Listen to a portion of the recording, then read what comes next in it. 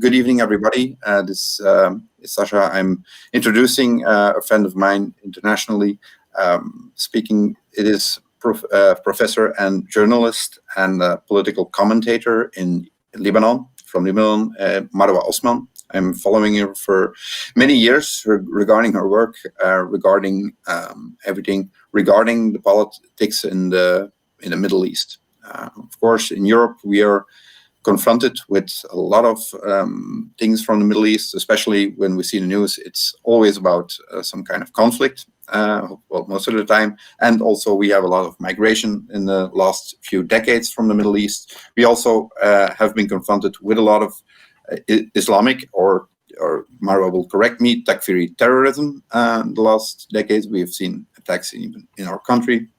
So anyway, we're confronted with a lot of consequences of the troubles in the Middle East. So, but my view is that we have to view the things from inside, from the Middle East itself, from their point of view, and to check if the things in our media are in fact as well, close to the truth or not. Anyway, we'll start off right away with our first question. The last few days, even now, as we are speaking, there are conflicts in Gaza, rockets coming on on civilian areas in Gaza. People are dying. Again, once more, what is happening right now in Israel? Well, let's begin with what has been happening for the past week since Tuesday. Actually, Tuesday early morning at dawn at 3 a.m., the Zionist occupation, which is known by the Western world as Israel, but here is known as the Zionist occupation, which is why we're going to hear me say that word. The Zionist occupation on Tuesday at 3 a.m. Assassinated three of the Al-Quds Brigades leaders. Al-Quds Brigades is the military wing for the Islamic Jihad movement, which is one of the Palestinian factions inside of Gaza.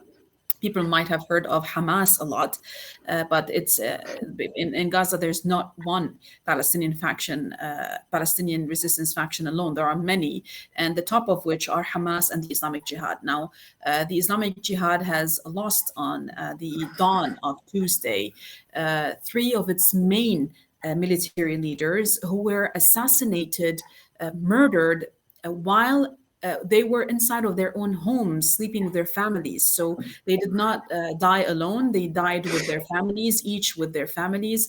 One of the leaders, his entire family was wiped out by the assassination aggression by the Zionist entity. They bombed their houses at dawn.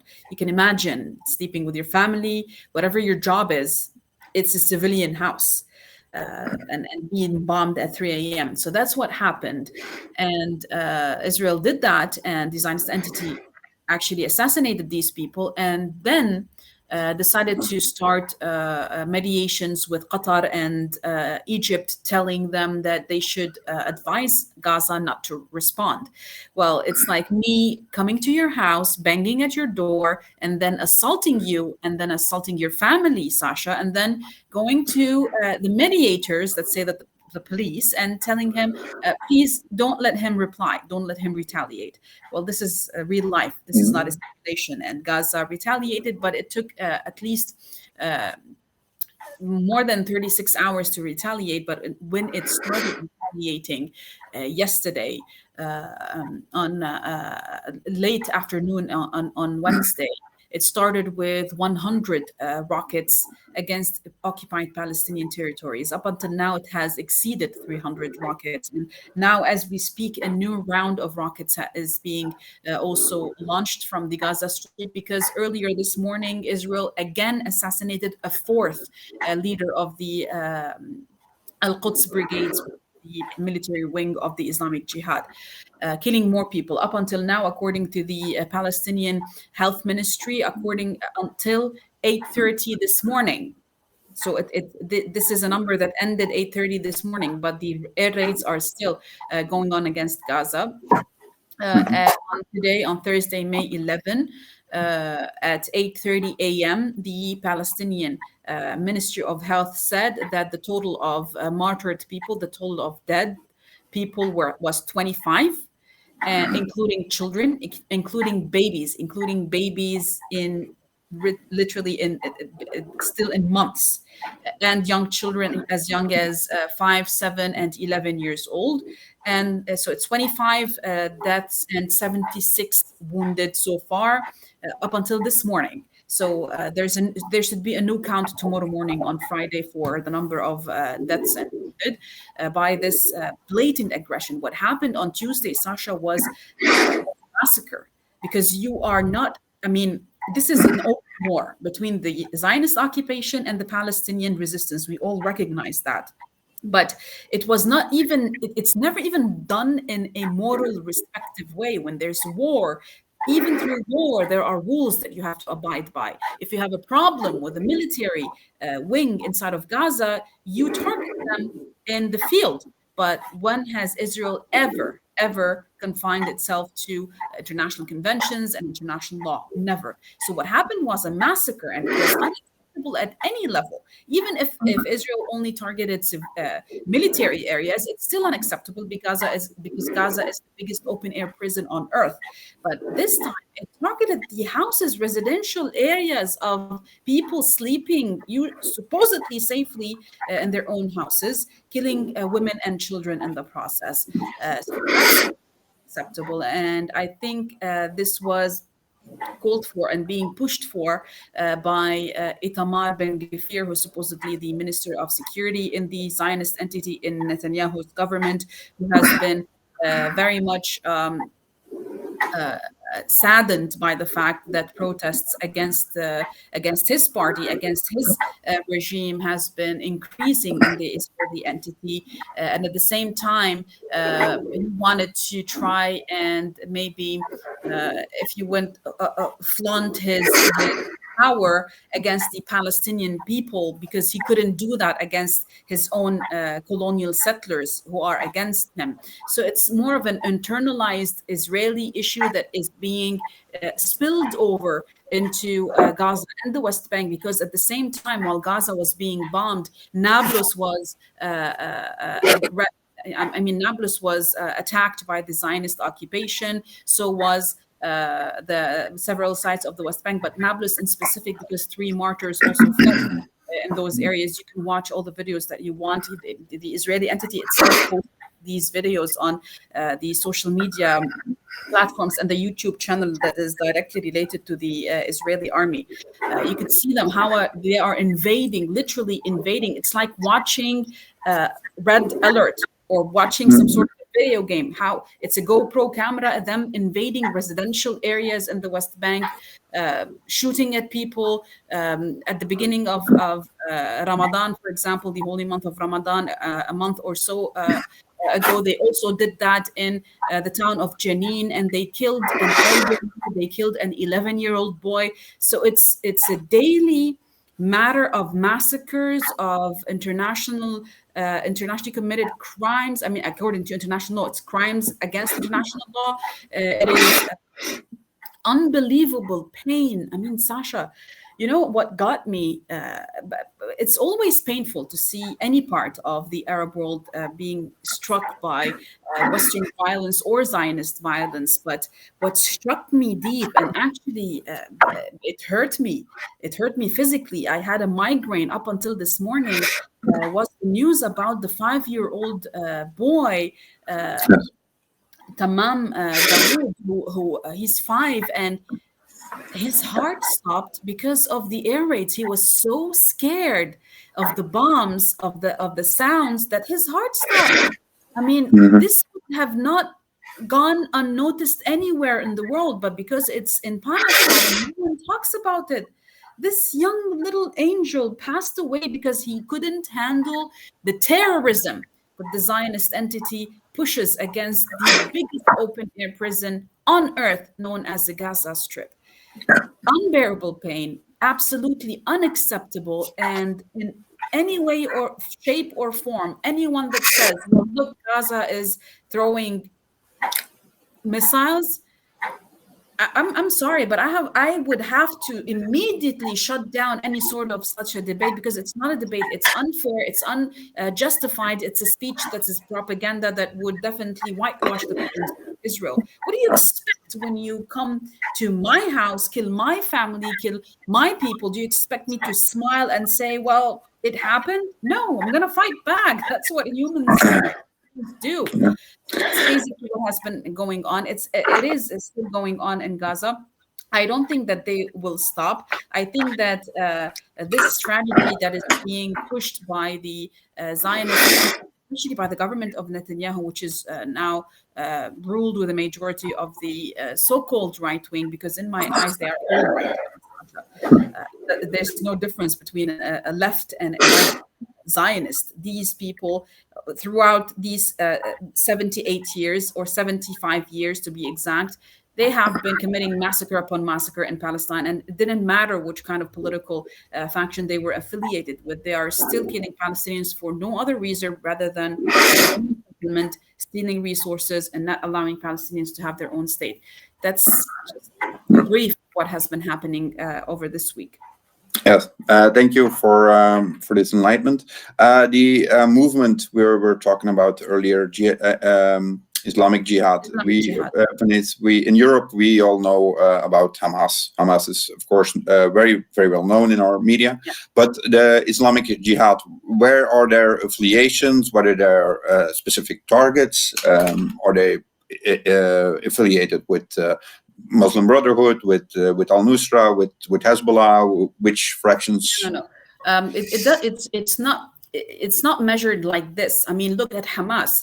Hamas has since the beginning of the global war on Syria in 2011, despite the fact that the entire Palestinian cause has always been supported by the Syrian Arab Republic. In 2011, Hamas, which is basically a Muslim Brotherhood faction, sided against Syria. But then moving fast forward till 2021, when the real negotiations started, and we saw that Hamas started flipping sides. So it's not how we measure things when it comes to Palestine, because all Palestinian factions inside of Palestine are legitimate resistance factions who are Palestinian people, none other than Palestinian people fighting to defend their land, to liberate it, to rid the aggression of the Zionist entity against its people. So it's not like who they are affiliate. They are Palestinians. Like Okay. I get asked, who is Hezbollah affiliate? Who are Hezbollah? They're not aliens coming down in their spaceships. They are the teacher, the university professor, the medic. This is the community in Lebanon that defended the land and eliminated the occupation. They have two jobs: the actual civil job and the military job within the resistance. That's what also the Palestinian resistance is about. But where do they get their? The legitimate question would be, any sane person would like to ask, who funds them, who arms them? The same the same side that has always armed, supported, and funded Hezbollah arms, supports, and funds the resistance inside of Palestine, because Palestine is the main cause for the Arab and Islamic world. So you could say that at the early 90s, like late 80s, early 90s, up to the beginning of the 2000s, it was the Islamic Republic of Iran. But that all changed during the global war on Syria. A new phase of resistance was initiated because of that aggression. It was called the Axis of Resistance. It's a group of local natives who have their own resistance factions in their own countries, like Hezbollah in Lebanon, like multiple factions in Palestine, like Hamas, like the Islamic Jihad. For example, Azzeddin al-Qassam is the military wing for Hamas. Al-Quds Brigade is the military wing for the Islamic Jihad. In the West Bank, you have the Lion's Den. You have the Islamic Jihad, you have Hamas, you have Fatah, you have PLO, you have many factions, but at the end of the day, they are all Palestinians fighting against one enemy, which is the Zionist entity and the illegal colonial settlers. So starting since the war on Syria 2011, a new wave of resistance started, if you will, started getting developed and created in West Asia. We had the Lebanese version, which was a very successful version known as Hezbollah. And we had that successful version be the first resistance affiliated version to get into Syria and fight side by side with the Syrian Arab army to protect Syrian land and to protect Lebanese land, because also our border with Syria was infiltrated by both ISIS and Nusra. So it was something that we had to do as a community, to send our men to defend our borders and also to defend our brothers who held our backs in the 2006 war. Now, move over to Iraq. You had, since the 2003 invasion on Iraq, you had a local Iraqi resistance that developed after the war in Syria, because what is known as ISIS, Daesh, the terrorists who are funded, aided, abated, and armed by the United States of America and its affiliates, those people invaded both Syria and Iraq. So a new wave of resistance also was created in Iraq, known as the Popular Mobilization Forces. And then in Syria, you had the Syrian Arab Army and new affiliates with the resistance known as the National, it was called Al-Lijan Shabi, the not national as much as it is the popular forces. A new wave of also resistance. Move on to other places like we mentioned Lebanon, Syria, Palestine, Iraq, and then you had also Yemen. So each of the Arab countries that were facing some sort of an imperial neo-colonial war started having their own native population rise up, form a resistance, an armed resistance that started with the help of the Islamic resistance in Iran, the Iranian Republic. It started with Iran, but then what was very successful for the immediate victory. When I say immediate, I mean in 10 years. Where have you seen in 10 years such big change happened in a map because of a war like that happened in Syria, for example? In less than 10 years, we had this big development that started with the direct help of Iran. But what made it successful was the transfer of the know-how, the knowledge, the transfer of knowledge from Iran to Hezbollah, from Iran to the Popular Mobilization Forces, from Hezbollah to the Popular Mobilization Forces in Iraq, from Hezbollah to the National Defense Forces in Syria, from Iran to Ansarullah in Yemen, and also from Hezbollah to Ansarullah in Yemen. So they transferred the know-how to a point that Yemen, that had no weapons whatsoever, now produces and manufactures its own long-range ballistic missiles inside of the besieged Yemen. So when you have that kind of passion, desire, and will to fight back, you're definitely, with a little help, you will definitely make some noise. And this is what we're hearing right now inside of Palestine. When it comes to Gaza, you hear that there's a unified operations room. What do I mean by a unified operations room? The resistance factions in Gaza, which are more than 5, by the way, the direct military resistance factions in Gaza, they have one operational room, which means none of them actually throws any rockets before consulting the others, and they work as one. Just like the axis of resistance works as one. That's what we saw in the second week of Ramadan, when we saw missiles being sent from Gaza, from South Lebanon, from Jordan, and from Syria. This was the first time we saw actual unified battlefields against the Zionist entity, which was committing heinous crimes in the occupied Al-Quds, in the Al-Aqsa Mosque, and the Church of Resurrection as well. I mean, they were beating up a priest, a 70-year-old priest, like there's no tomorrow. And it blew my mind that the Vatican had nothing to say about it. It just blew my mind. But never mind. We're talking about these factions. When you say, who the Islamic Jihad are affiliated with, the Islamic Jihad are native Palestinians living in the Gaza Strip. It's besieged. You can't go out and come in. It's encircled, it's engulfed. It's a prison. So The know-how was able to get there. How the know-how got there, that's another story. It takes a lot of time to explain because it has to do with very, very important people that Israel and the Americans were able to assassinate soundly. But I have like three names to drop, who are Haj Imad Mughniye, Haj Mustafa Badruddin, and Haj Qasim Soleimani. These three people, two Lebanese and one Iranian, were the main people who transferred the knowledge of making weaponry into Gaza, and they have multiple times visited the Gaza Strip. How? I don't know, even if I know what I'm going to say. But the issue is, when it comes to this, it is legitimate. It is a legitimate question, but what really like plays games in my mind, if you will, what I don't understand is, why are we asking about native Palestinians who have been getting bombed since 1948, and we don't ask why is Israel assassinating Palestinians sleeping in their beds with their wives and their children?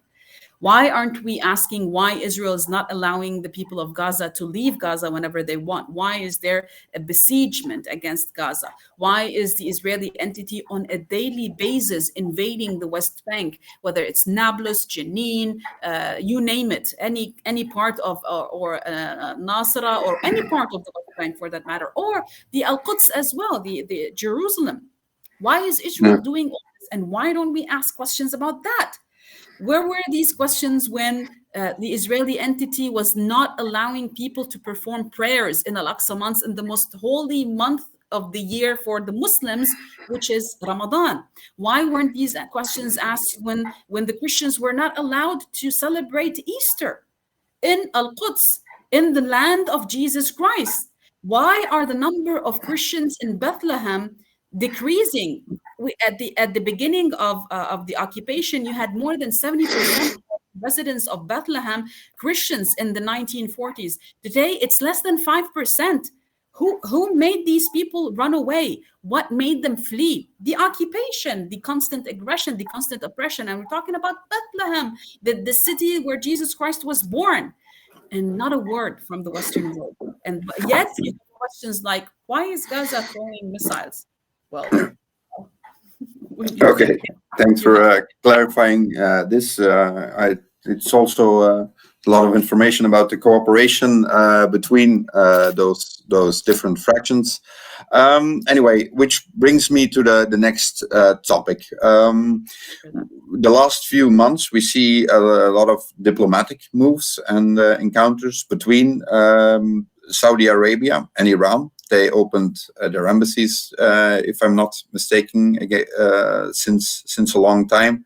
They opened diplomatic relations. And also, even this week, we had that Syria, President Assad was reinstated in the Syrian Arabic League. How important is this for the stabilization of the Middle East? I think it's massive, and you can understand how massive it is when you see Jake Sullivan having some sort of a rash because of the movements that he's making, jumping from the UAE to Saudi Arabia to Kuwait. He can't believe, the US cannot believe that.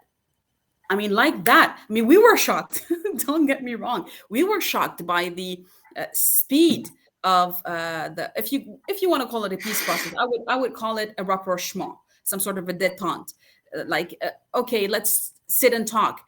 We were literally saying this for the past 25 years. Just sit and talk, for the love of God. Don't do a war against Yemen. Don't fund fundamentalists and Wahhabi terrorists in Syria. Don't send bombers to Lebanon. Don't send bombers to Iraq. I mean, the amount of money that Mohammed bin Salman has paid so far in the war on Yemen, it can create jobs for the entire 400 million Arabs in the Arab world, and it could create jobs to the I don't know how many millions in Europe. It's that much amount of money. If you watch the amount of expenditures, the amount of weapons that were paid for and never used in Yemen, despite the fact that up until this moment, more than 700,000 civilians have been killed in Yemen because of this direct involvement of Saudi Arabia. And more than, if I'm not mistaken, more than 50 countries with it, a coalition of 50 countries, obviously driven by the United States of America, the UK, and a number of European countries.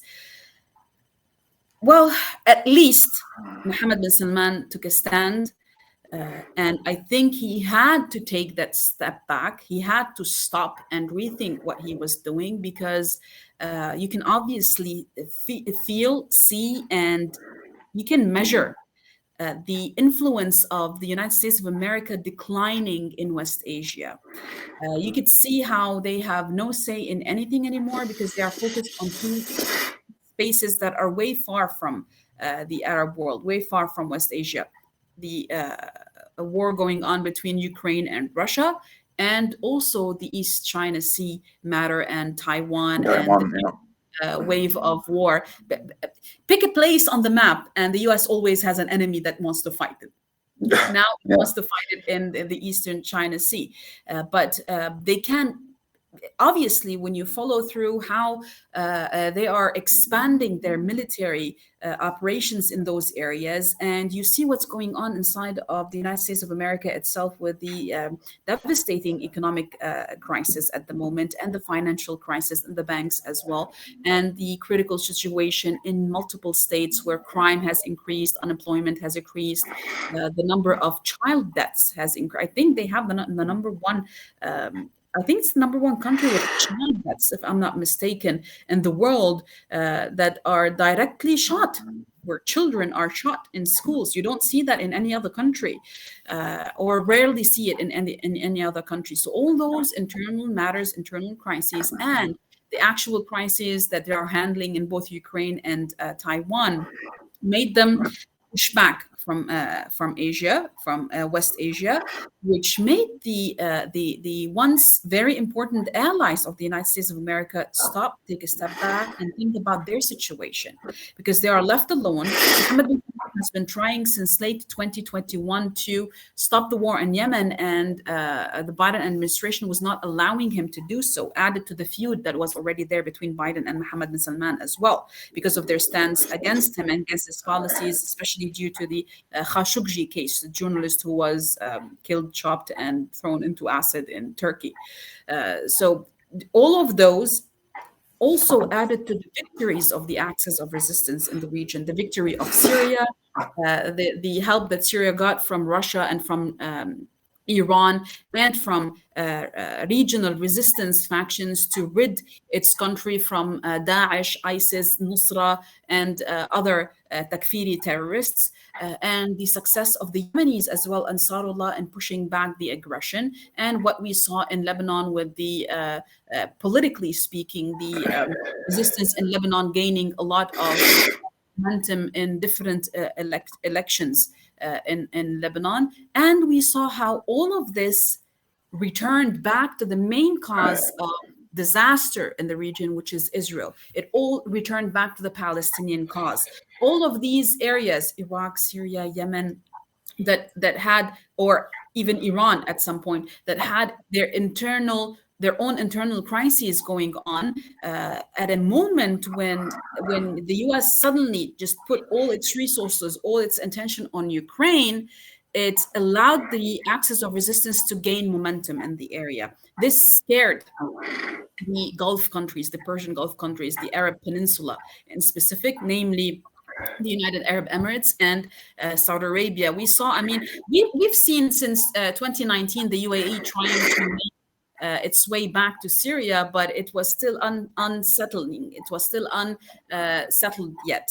But now everyone is on board. Everyone sent their ambassadors, and believe it or not, the catastrophe, the national catastrophe that hit Syria in February 6 and southern Turkey had a positive effect.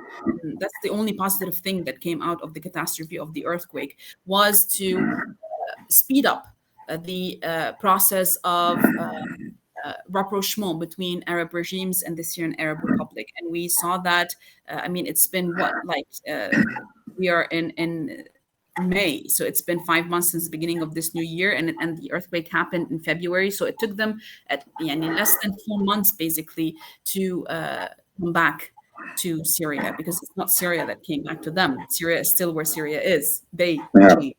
They came back. And I think that this is very good news for the region. I think also the Iranian-Saudi detente is very, very good news for the region. I mean, the two biggest Islamic nations in the region talking to one another, sitting on a table, that's amazing news for everyone, especially we're talking about the biggest Sunni country and the biggest Shia country. And if you don't know the speciality of the situation, you wouldn't understand it. But at the same time, people get confused, and I understand that they can, because Syria is a Sunni state. So they were like, but Syria is different. Politics has nothing to do with religion. But when we talk about the biggest Sunni state and the biggest Shia state, we're basically hitting a bullseye in the United States of America's foreign policy of divide and conquer. The only file that they were able to divide this ummah, this nation, was through that file. And when that file is now being redeemed, it's being maybe cleaned up. People are sitting and talking about the positivities. They don't want wars anymore. This is big news. This is amazing news. And we hope it remains that way. But it seems that the only corner left for the United States of America and Israel to poke us as Arabs and Muslims in is Palestine. And I pray to God that the Palestinians continue with this passion of resistance, because what they are enduring, I don't think any other nation in this world has ever endured for 74 years. It's unbearable pain. And yet they are still standing. They wake up every morning adamant on liberating their land. And I think we are in a very, very important time in history where we actually see once and for all the people of this region standing up together against any form of aggression coming from neocolonial entities like the Zionist Israeli entity, and basically putting an end for this unending cycle of violence they have brought to our land since 1886 up until this moment. Yeah. So, do you think that it is maybe because of the diplomacy between Saudi Arabia and Iran at the moment that Israel is getting more nervous and more aggressive towards the Gaza? Yeah. Let's begin by the fact that there is already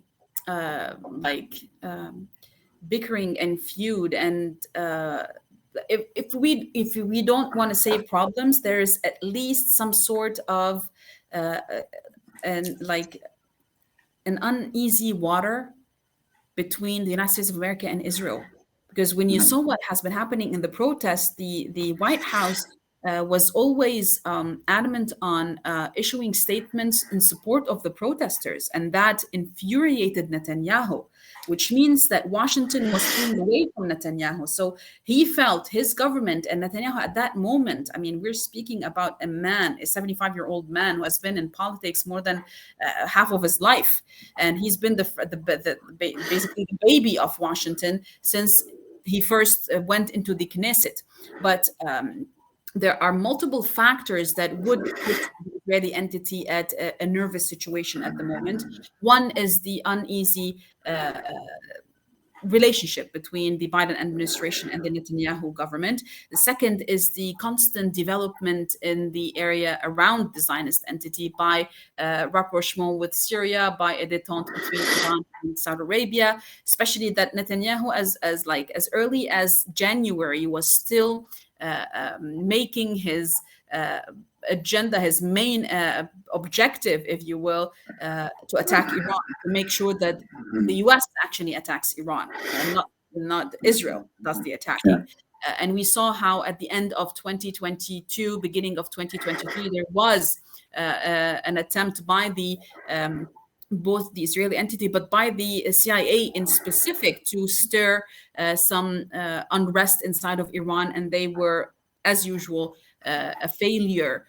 You remember the Mahsa Amini issue, the girl who was sadly lost her life in Iran a couple of months back, which was basically because of a health issue. But the US just needs a storyline, and it can go from there, and it can create all the color revolutions that it wants. So all of these issues failed. all the attempts by the Israeli entity to start any sort of, if not war, at least some sort of an aggression against the Islamic Republic of Iran, it all failed. Despite the fact that the Abraham Accords were the most talked about accords in 2020 and 2021, but it showed that a piece of paper signed between two heads of state means nothing if the people are not on board. And that was evident by the fast pace of the UAE regime running to Syria, because they want to be part of the reconstruction phase inside of Syria, and they know that Syria has won the war. Now, Israel, yes, it is confused, it is nervous, it is concerned, but we would be really naive if we think that Mohammed bin Salman does not have ties with Israel already. I mean, if it weren't for the acceptance and approval of the Kingdom of Saudi Arabia, we wouldn't have seen the 2020 Abraham Accords being signed in Washington. It would have never happened, especially in a country like Bahrain, which is basically the backyard of Saudi Arabia. So no, Mohammed bin Salman is there, is on board, but for political and religious reasons, he can't come out about this matter, because Saudi Arabia, because Mecca, the holiest place for Islam, is found in Saudi Arabia, and because we have 1,400,000,000 Muslims around the world, and they all look up to Saudi Arabia, despite the fact that Mecca has nothing to do with the regime in Saudi Arabia, but it happens that way. They all look up to Saudi Arabia. They wouldn't approve of a normalization between Saudi Arabia and Israel, which is why Mohammed bin Salman chose to have a normalization with the countries around him, and him being on the sideline. But when you allow Israeli Air Force to use your airspace, or even if it's civilian aircraft, when you allow Israelis to come to Saudi Arabia, it's a normalization. You allowed Israelis not only to come to Saudi Arabia, but to go to Mecca, to go to Medina, which are the basic, like the most sacred, purified Islamic sites for all Muslims. And you allowed Israelis to go there, despite the fact that, if you don't know, if you're driving in Saudi Arabia, and Sasha, I know that you are a devout Christian, right? If you're driving in Saudi Arabia and you want to go to Mecca or Medina, you would have a big sign that says, this road is for Muslims and this road is for non-Muslims. Saudi Arabia does not allow non-Muslims to go to Mecca and Medina. For me, I would have question marks around it. I wouldn't accept it. I think it's racist. I think it's biased. I think it's a lot of issues. But this is what the Saudi law is. So you have a law that would not allow any non-Muslim to go to Mecca, but you allow Israelis to go to Mecca? I mean, if that's not normalization, I don't know what is. But at the same time, as I explained, there are many variables considering the loss of influence for the US in the region, and its focus on other regions, which pushed Mohammed to put a halt on any sort of developing normalization with Israel. Added to that, the ferocious protests against Netanyahu, which gave a lot of hints that he might not be able to continue his term as minister, all put a hold on Mohammed bin Salman's efforts with Israel and changed it into efforts of peace with Iran. Yes, that has definitely scared Israel. It scares Israel. And I think behind closed doors, behind the meetings that are going on, despite the fact that they were denied many meetings. I mean, Netanyahu was supposed to go and meet with Mohammed bin Zayed in the UAE, and they canceled that meeting with him. Despite all of this, I bet that Netanyahu knows very well that the last straw for his regime is to keep up the pace of friendship with the UAE and Saudi Arabia. And other than that, he's just cornered. He has nowhere else to go. No one's going to ask about him. Everyone is focused on Ukraine at the moment. They don't care what goes on inside of the Zionist entity, despite the fact that also they hold him responsible for the chaos that's happening with the protests and the demand for reform and the judicial system and whatnot. But I think in the near future, if this is held up, if this goes on, for sure, Netanyahu's government will not be able to survive this. Yeah.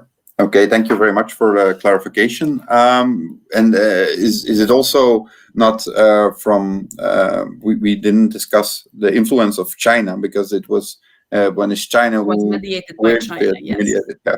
Well, So, what the thing is, the Chinese people are very smart. We know that, but it was the first time we see them play that smart in diplomacy, and it was very, very smart and beneficial for them to enter center stage into the Middle East when the U.S. is nowhere to be found. And the first step into the Middle East was to bring the people together instead of siding with one of the states against another. That's something that the United States of America has never, or Britain for that matter, or France for that matter, who were colonialists in the region. They have never done ever in the history of neocolonialism that they started in the Middle East. But China, on the other hand, it thinks money, it thinks economics, it thinks finance, it thinks new currencies. Would you, if I had come to you in mid 2022, just like, let's say a year ago, if I came to you a year ago and told you, Sasha, Saudi Arabia is going to start selling oil to China and is going to start paying in yuan, would you have believed me?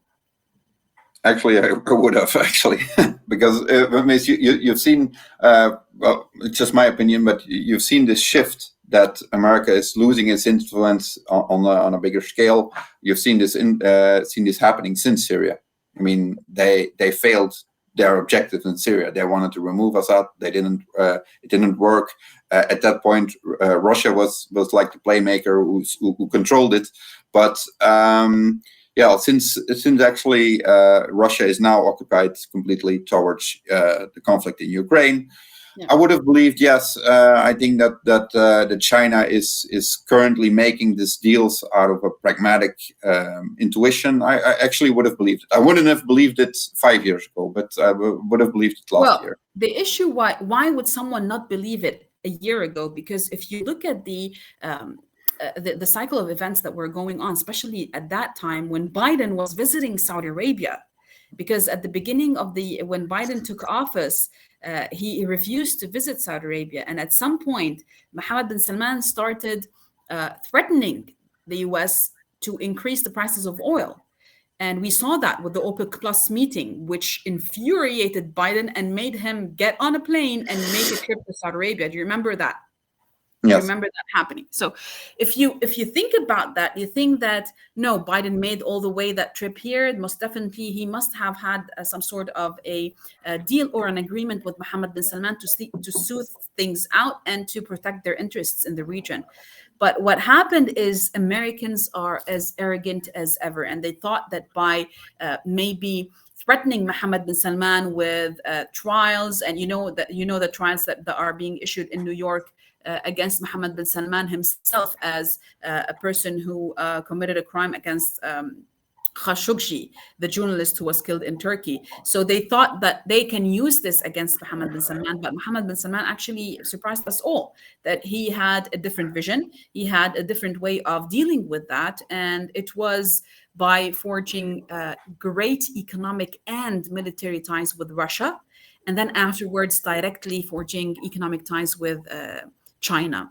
And I think one of the most important factors that allowed China to mediate with comfort between Iran and Saudi Arabia is that it wants to include Iran and Saudi Arabia in the BRICS, and for it to include these new major countries that with major economies in it. In the BRICS, they have to not be in conflict with one another.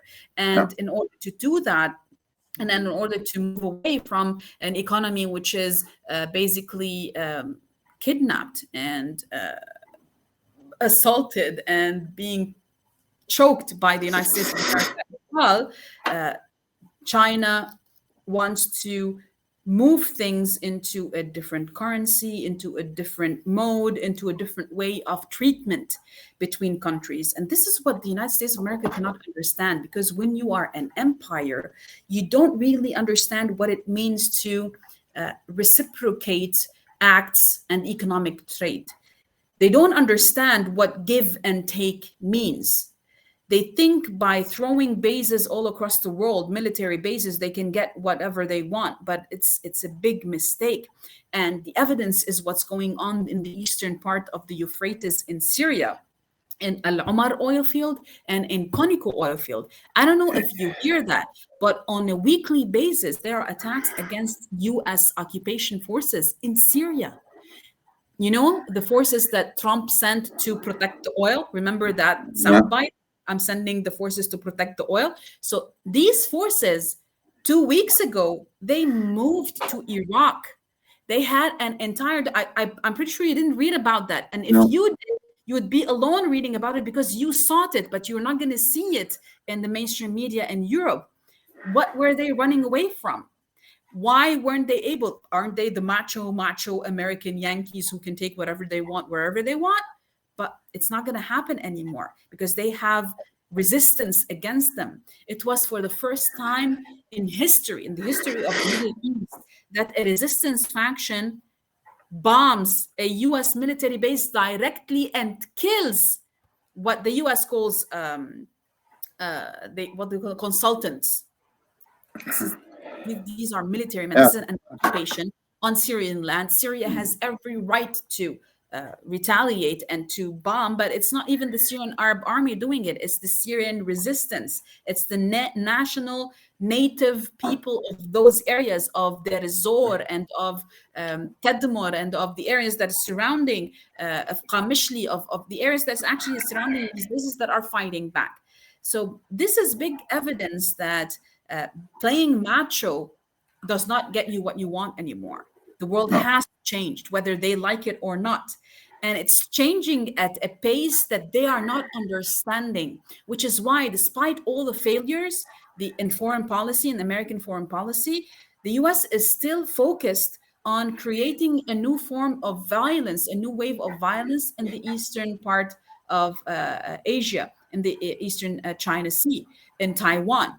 They still want to stir things up there, despite the fact of their failure. They're basically running into their doom, exactly like what the Ukrainian army did. I don't want to go into the Ukraine-Russian issue, but exactly what's going on. If you look at the map, they keep pushing into areas that they have already lost, but they keep pushing because they don't have a vision.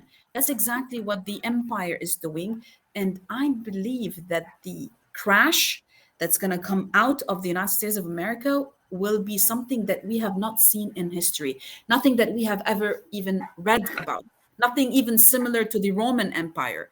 It's something that we have never even thought that we will see in our lifetime.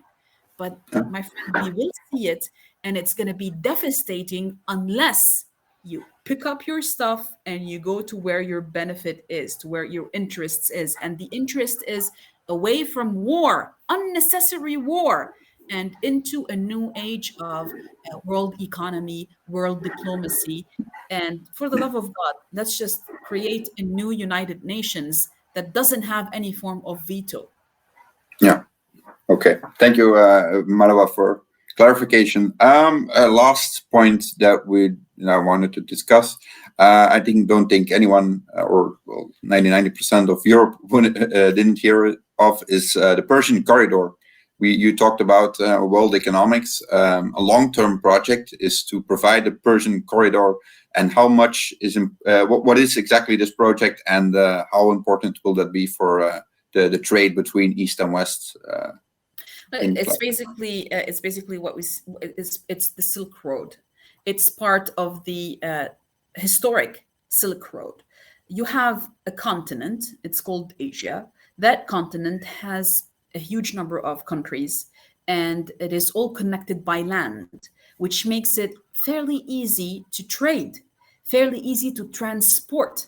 Because when you do it, for example, by sea, if you want to take something to Europe, if you don't have the Red Sea, Europe is doomed. If you want to take something from the east to Europe, if you didn't have that waterway, they would have they wouldn't have survived throughout history with the trade that had happened.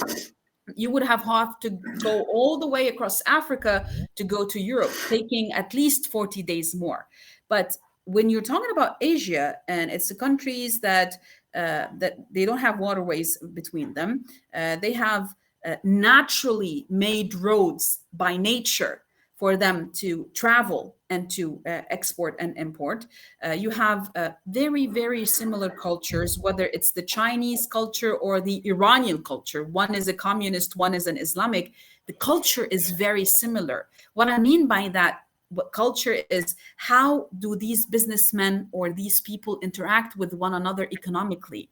They have the same moral values. They have they value respect. They value respect of the family. They value respect of the elderly. They value respect of national sovereignty, and they deal with one another. This scares other economies because they see a great potential in that economy that they have no interest in, they have no benefit in, but it benefits the area entirely. That is what has been the works of what basically the countries in Asia trying to do, but basically what China and Russia has been trying to do since the second half of the 20th century, and especially after the Second World War. And we've seen some of the developments that came about from such kind of economic trade and diplomacy and interests in Eastern Asia itself. I mean, I've been to Cambodia and Laos, and I've seen firsthand. I've even been to Nepal as well, and I've seen the Chinese projects, development projects in these countries, countries that were stricken by wars that were brought by the Europeans and the Americans. I've seen Chinese projects in Vietnam. I see how China treats its neighbors. It knows that in order to develop, in order to become more economically savvy and more of a leader in economics, it has to help the people around it develop. And I think that is a very important strategy in building this road, which you call the Persian Road, which basically is the Silk Road that comes from the China Sea all the way to the Mediterranean. And it also goes up to Russia, because we also have the borders between China and Russia, which at the beginning of last year, we saw President the Chinese president, I don't want to say the name wrong, the Chinese president and the Russian president opening up a new route of train that goes over the sea between China and Russia. And it has been absolutely amazing for both economies, both countries. So we're just talking about a landway that brings hope, that brings development, brings technology, and brings, most importantly, barter. It brings back the notion of giving me what I don't have and me giving you what you don't have. This very ancient idea of economics has been brought back because of the stress that the West has put on the East, sanctioning them, putting them under international punitive measures that by every international law that they don't walk away with international law. They are not covered by international law. Sanctioning people, sanctioning countries, sanctioning companies, punitive measure against nations, which pushed those nations to drop the US dollar, to drop any form of tool that would put their necks in the hands of the Americans. Hence, we went to barter. We saw that in Lebanon when after when the corona hit this area, and added to that, sanctions started hitting Lebanon, because we have indirect sanctions against Lebanon. It's like it's if you will, it's undisclosed sanctions against Lebanon. There are certain areas in Lebanon where you cannot receive money via banks, Western Union. I, for one, I cannot receive money via Western Union. I'm sanctioned. Who am I? I'm nobody. Why would they sanction me from transferring money? But it's all about sanctioning Syria through Lebanon and sanctioning the Lebanese who are against US foreign policy. We saw that firsthand, the issue of barter, when we started giving what we can to Iran, and Iran started getting us oil. when we had no electricity, we had no oil derivatives being transported to Lebanon, especially after the biggest explosion in history, in the Beirut port explosion, which I can vow and swear that Israel was behind it. After that biggest explosion, the port was no longer viable to receive any form of shipments of oil derivatives, of help of any kind. So that help started coming via land or through the Tartus port, and then from Syria to Lebanon. And Lebanon was giving all sorts of vegetables and fruits. So when you see that happening, it happened and it started because of need. It started because of sanctions. I want to try and kill you, Sasha. So what you do, you try to find a way to get away from me. And that's exactly what happened, which proved to be very efficient to increase diplomacy in the region, to increase economic ties between the countries of East Asia all the way to West Asia, and which I personally believe will also move to Africa if Sudan doesn't really become a brick in the way, because now the US is trying its best to keep Sudan on high alert and in red fire, because Sudan is in red fire, then Ethiopia will be as well, Egypt will be as well, and that will disrupt security and trade in Africa. But I think that just as we saw China mediating for peace in the Middle East, I think we will soon see China mediating for peace both in Africa and in Eastern Europe as well. Yeah. Okay. Thank you very much. Yeah, for our viewers, I can also recommend Peter Frankopan's books of the New Silk Roads to get on this topic. It was very enlightened when I was started reading Peter Frankopan's books.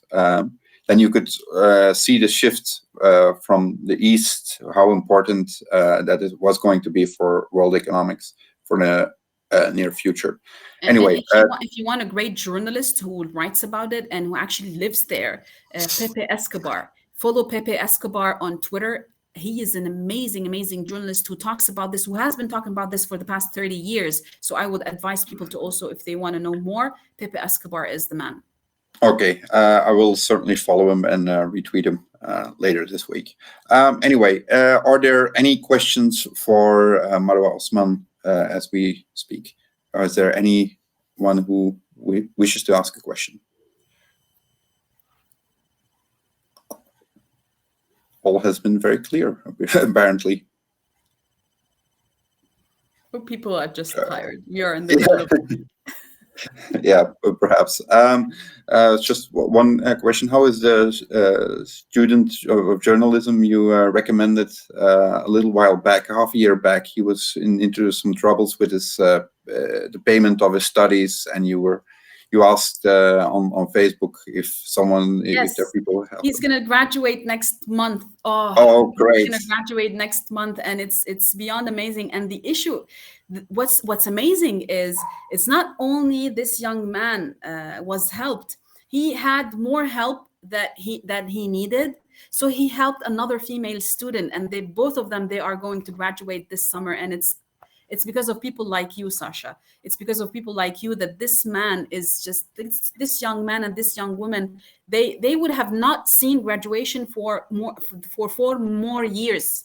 Has it not been for people like you and other people who? I supported him just a little bit, but so amazing. But, I supported him a little bit. I asked him then if it wasn't enough that he could contact me in the next few months, but he didn't. So that's why I asked. I just reminded. He's graduating next on June. I think it's June 26th. I will be there. I will be taking photos, but I'm not going to show his face out of respect to his privacy. But I will be there celebrating with both these students.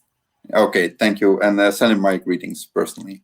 Then for the rest, I would like to thank everyone for following this online interview. We'll try to put it online later this week. Anyway, thanks for attention, and then thanks a lot, of course, Marwa. I'm always learning a lot from talking and following you. I always recommend follow Marwa Osman on Facebook, on Twitter. If you're active on Twitter, the most people aren't active on Twitter yet.